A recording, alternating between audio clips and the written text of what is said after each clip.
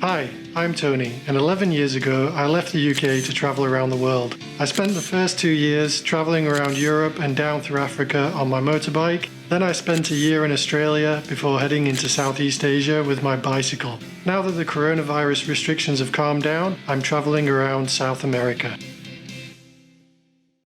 Hi guys, I've just got back from San Pedro de Atacama and I'm trying to catch up with blog and vlog posts. I'm actually a couple of months behind, so it's going to take me a few weeks until we catch up.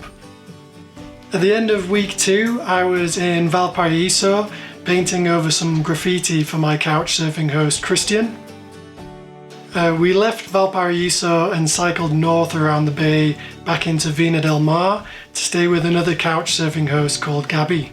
Just in front of her apartment was a small island with a colony of sea lions living there.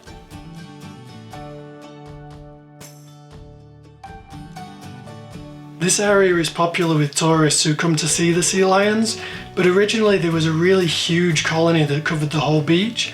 But gradually, as tourism increased and more hotels and restaurants were built, the colony got smaller and smaller until now they only live on this small island. I once saw a huge colony of sea lions in Namibia. There's actually a clip in my Southern and East Africa video here on YouTube. On that beach there were so many sea lions, it was incredible, and I imagine that this colony was once that size. It's really sad to see the effect that tourism has on the natural attractions that actually brings people there to see. From Vina del Mar we cycled north. We assumed there'd be a lot of shops, so we didn't stock up on water before we left. Unfortunately, there were no shops on the way there, so we had to pass some really nice wild camping spots because we didn't have enough water to stay there. We ended up stopping into a small town called Las Ventanas to buy some water, and we also planned to wild camp on the beach there. So we stopped into a restaurant to get some food, and while we were there we asked the owner whether it was safe to camp on the beaches there, but he told us that no, it wasn't. So then we looked on Google to see if there was any professional camping sites in town.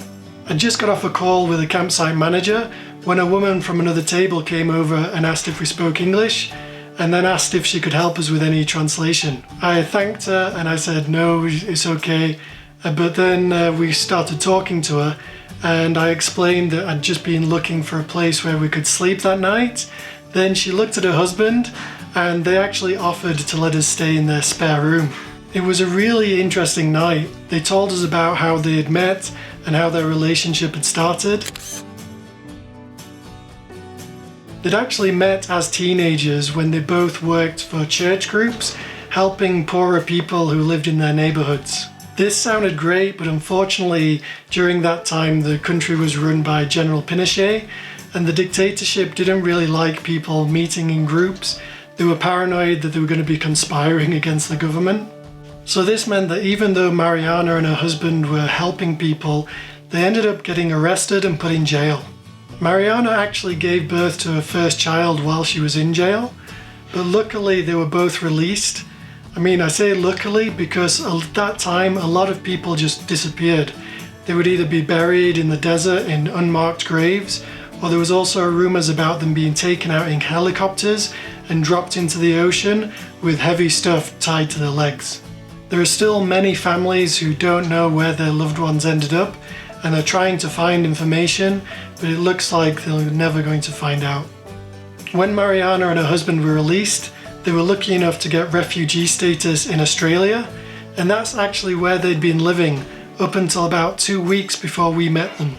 They actually returned to Chile because the new constitution is being brought in and the referendum is going to be held at the beginning of September.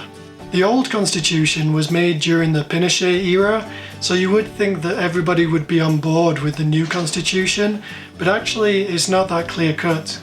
People on the left tend to be more pro the new constitution because it's more inclusive of the indigenous people and tends to be more supportive of the poorer people in society. While people on the right, they seem to be worried that the new constitution is communist, so they're drawing a lot of comparisons with other communist countries, saying that those countries have a lot of economic and social problems and that Chile is going to end up the same as them. But as I said, the vote is coming at the beginning of September, so we just have to wait and see what happens. The next morning we got on our bikes and left Las Ventanas and was cycling north. The weather wasn't too good, there was quite a bit of rain and some strong wind, but as we got into the early afternoon the weather brightened up again. Unfortunately, this is when disaster struck. We were going down a long downhill stretch when Huong lost control of a bike. I was riding behind her and all I could see was her front wheel was just weaving from side to side, and then she just went down. We aren't sure exactly what caused her to lose control. It could have been the leaves and debris that were in the side of the road left over from the bad weather, or it could have been that she was going a bit too fast down the hill and then applied her brakes. It could have been a combination of the two. We just don't know. So I cycled up alongside her, got off my bike, helped her up, made sure she was okay, picked up her bike and moved any of the stuff that had fallen off her bike just out to the side of the road. I pulled out my first aid kit and started to clean and dress her wounds. She'd got a graze on her chin, a graze on her hand where she tried to stop herself, and a pretty bad graze on her knee with a big chunk out of the top of her kneecap. As I was cleaning and dressing her wounds, there were a few cars that stopped and asked if we needed help, but we just said we were okay.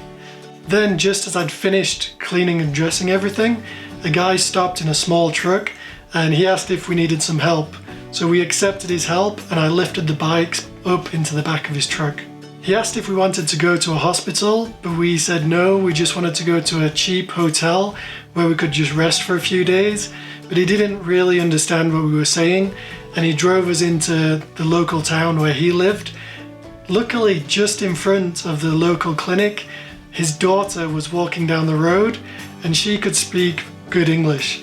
So he pulled over and then we started to speak with her. And she said that this town was a pretty expensive tourist area, so there weren't any cheap hotels, but then she actually offered to let us stay in her house. We accepted this very kind offer and her dad drove us to her house and we dropped off our stuff, and then when she finished work later that afternoon she came back and joined us.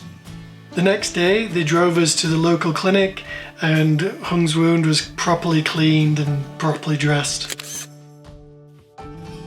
We were just so lucky. I mean, firstly, that Huong wasn't more badly injured. I mean, yeah, her knee was pretty badly grazed, but she didn't break any bones, so overall, really lucky. But we were also just so overwhelmed by the kindness of people. I mean, not only had we been offered a place to stay the night before, but now a family who didn't even know us, they just found us at the side of the road, welcomed us into their own home and let us stay there and rest while Huong was healing. These kinds of interactions are just so wonderful and I'm always surprised when they happen. It really is one of the best parts of traveling, and it's just a reminder that most of the people out there are really good and kind. Thanks for watching this week's vlog. I'll be back hopefully next week to let you know how her recovery goes. So please like, share and subscribe to stay up to date with my progress as I continue to travel through South America.